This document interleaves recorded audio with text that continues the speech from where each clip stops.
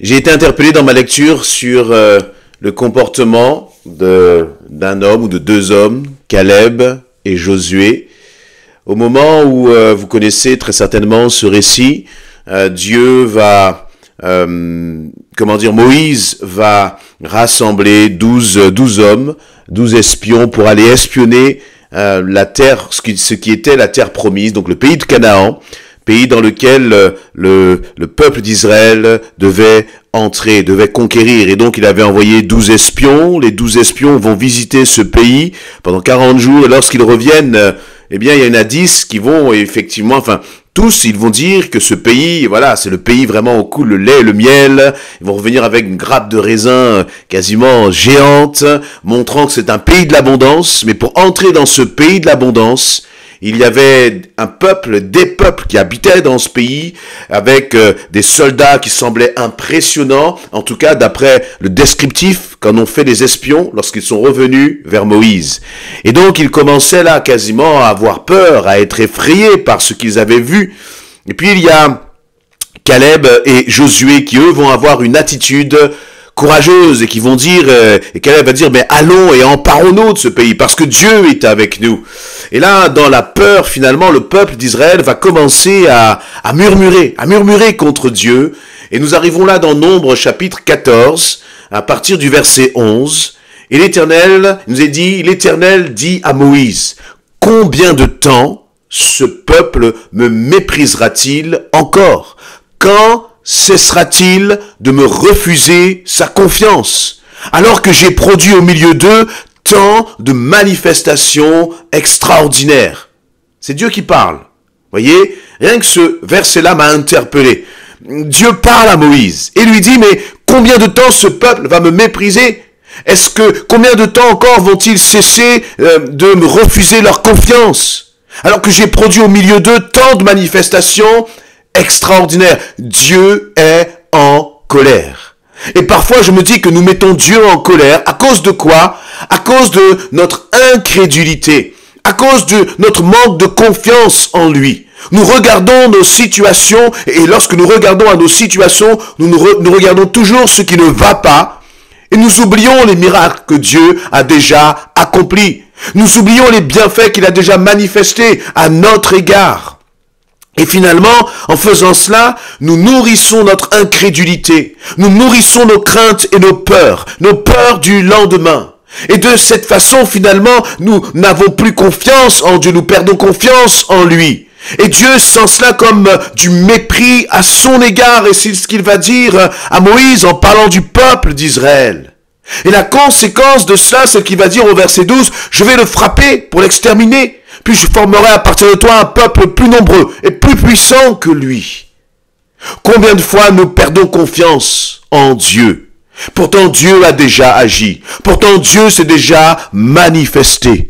Alors oui, l'épreuve que tu traverses est difficile. Et alors, Dieu n'est-il pas le Dieu véritable, le Dieu de l'incroyable, le Dieu de l'impossible, le Dieu créateur, le Dieu qui guérit, le Dieu de la résurrection? N'est-il pas ce Dieu-là? En tout cas, c'est celui-là le Dieu de la Bible, le Dieu qui nous est présenté là.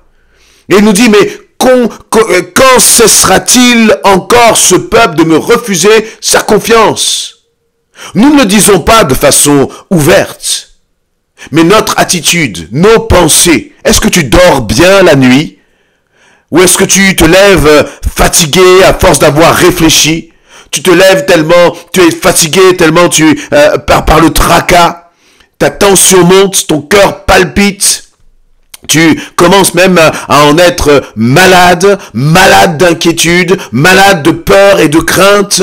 Eh bien, je crois que le Seigneur te dit, mais quand vas-tu réellement me faire confiance? Me faire confiance. À tel point que Dieu, va punir le peuple. Il va punir ce peuple. Et que va faire finalement Moïse? Moïse va prier pour le peuple afin que, la grâce de Dieu se manifeste. Et Dieu, et je vais passer au verset 11, l'Éternel va répondre à Moïse en disant, je lui pardonne. Comme tu me l'as demandé, Moïse, je pardonne au peuple.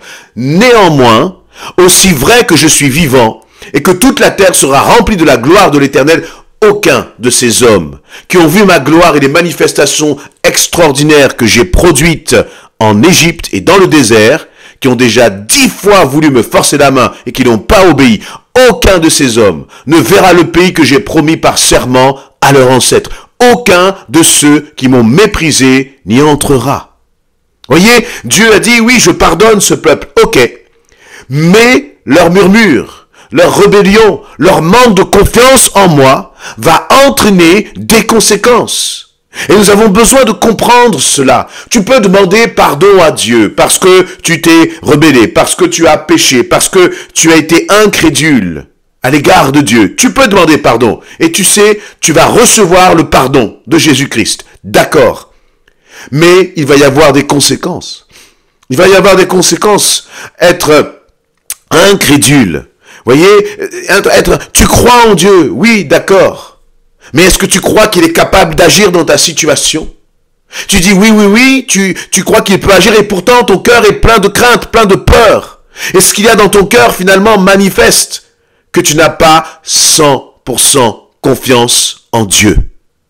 Et le petit pourcent là qui te manque, les 2%, les 3% qui te manquent de confiance, eh bien c'est par cette faille-là que l'ennemi s'insère. C'est par ces doutes, par ces pensées-là, que l'ennemi commence à s'insérer et commence justement vous voyez, c'est comme une faille qui commence maintenant à fissurer ta foi en l'Éternel et qui va te rendre jusqu'à être malade. Et Dieu te dit, il y a des conséquences si tu ne crois pas en moi. Eh bien, il y a des conséquences. Si tu ne crois pas en Dieu, il n'agira pas, il ne se manifestera pas, parce qu'il est le rémunérateur de ta foi. Et en parallèle de cela, il y a une autre attitude. Et c'est cela aussi qui m'a interpellé dans cette lecture. C'est celle de Caleb. Au verset 24, Dieu va dire ceci.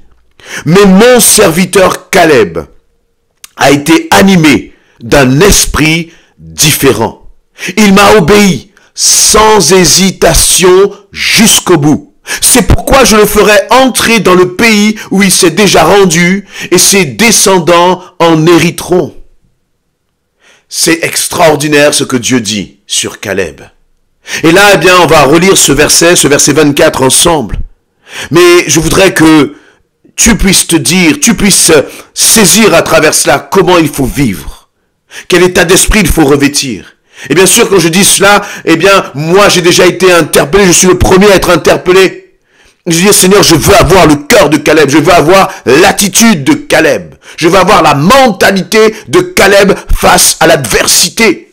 Dieu va dire de Caleb, mon serviteur Caleb a été animé d'un esprit différent, c'est-à-dire d'une mentalité différente. Il ne s'est pas noyé avec la foule. Il ne s'est pas, laisser mener, se laisser influencer parce que les autres ont dit.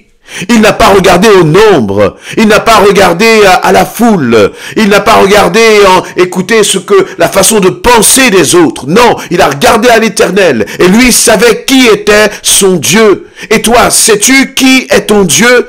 Sais-tu, réalises-tu qui est ce Dieu grand et puissant? Ou est-ce que tu es animé d'une mentalité de crainte, une mentalité de peur, une mentalité finalement qui ne place pas sa confiance en Dieu?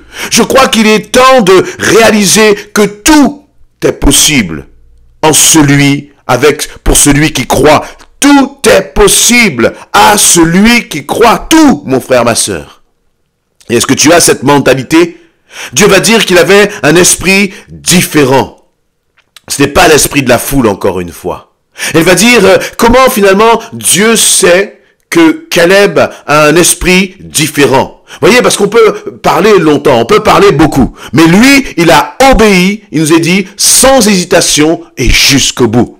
Nous sommes toujours prompts à obéir, nous voulons obéir et nous commençons à obéir. Mais ce qui est important, ce n'est pas de commencer à obéir. Voyez, mais c'est de persévérer jusqu'au bout. C'est d'obéir jusqu'au bout et sans hésitation. Pourquoi c'est important cette question d'hésitation? Parce que parfois nous commençons à un peu trop réfléchir, à nous demander est-ce que Dieu ceci, est-ce que Dieu est avec moi, est-ce que je ne suis pas abandonné? On commence à laisser justement l'hésitation et tu commences à ralentir, dans ta marche.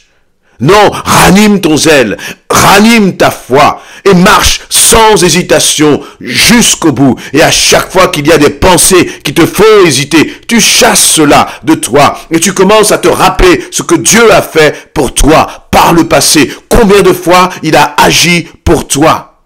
Et je crois que, voyez, cette question d'hésitation, eh bien, c'est comme si on marche avec zèle, on marche avec foi, puis on commence à mettre les freins là. Tu commences à mettre les freins dans ta marche avec le Seigneur. Parce que tu commences à te laisser impressionner parce que tu vois, parce que le médecin a dit, et tu ne dois pas te laisser impressionner. La seule personne qui doit t'impressionner, c'est l'Éternel Dieu, le Tout-Puissant. Nous devons apprendre à être impressionnés par la puissance de notre Dieu. Parce que c'est cette puissance-là qui fait la différence. C'est la puissance de l'Éternel qui aura le dernier mot. Et donc, de même qu'il y avait une conséquence à l'incrédulité du peuple d'Israël, même si le peuple avait été pardonné, comme je l'ai dit, eh bien de même il y a une conséquence à la foi véritable de Caleb. Et laisse-moi te dire, il y aura une conséquence aussi à ta foi. Quelle est la conséquence pour Caleb? Quand tout le peuple devait mourir en Israël, lui et Josué ont été les seuls qui ont pu rentrer finalement de cette génération. Il nous est dit, eh bien, c'est pourquoi je le ferai entrer dans le pays où il s'est déjà rendu et ses descendants en hériteront. Il y avait une récompense à la foi de Caleb. Et ce que j'aime là, c'est qu'il nous est précisé, c'est Dieu qui dit, je le ferai entrer. Si Dieu dit que Caleb va entrer, dites-moi, est-ce qu'il y a un géant? Est-ce qu'il y a des adversaires, une armée qui peut s'opposer à Caleb? Non. Pourquoi? Parce que ce n'est pas Caleb qui a dit qu'il va entrer, mais Caleb avait la foi que Dieu allait le faire entrer. Et Dieu a confirmé cela en disant lui-même, je le ferai entrer. Et ce que je crois, c'est qu'à chaque fois que tu places ta confiance en l'Éternel, sans hésitation, jusqu'au bout, alors tu peux entendre la voix de Dieu qui résonne et qui dit, je te ferai entrer dans ta bénédiction. Je te ferai entrer dans ta victoire. Pourquoi? Parce que tu as cru en moi, te dit l'Éternel. Et pendant que je suis en train de vous parler, moi aussi, je balaye là dans mon cœur mes doutes, mes hésitations, mes craintes. Là où parfois je me suis dit, mais c'est impossible, je laisse tomber, peut-être que ce n'est pas la volonté de l'Éternel. La réalité, c'est que je n'en sais rien. La réalité, c'est que ce n'est pas parce que la chose ne change pas que ce n'est pas la volonté de l'Éternel. Mais je crois que pendant que je suis en train de te parler, Dieu veut me tester, veut tester ma foi, veut éprouver ma foi jusqu'au bout. Alors moi, je déclare que j'entrerai dans la volonté de l'Éternel, que l'Éternel me fera entrer dans ce que lui a promis, dans le nom de Jésus-Christ. Toi aussi, ne baisse pas les bras et sans hésitation, va jusqu'au bout. Amen.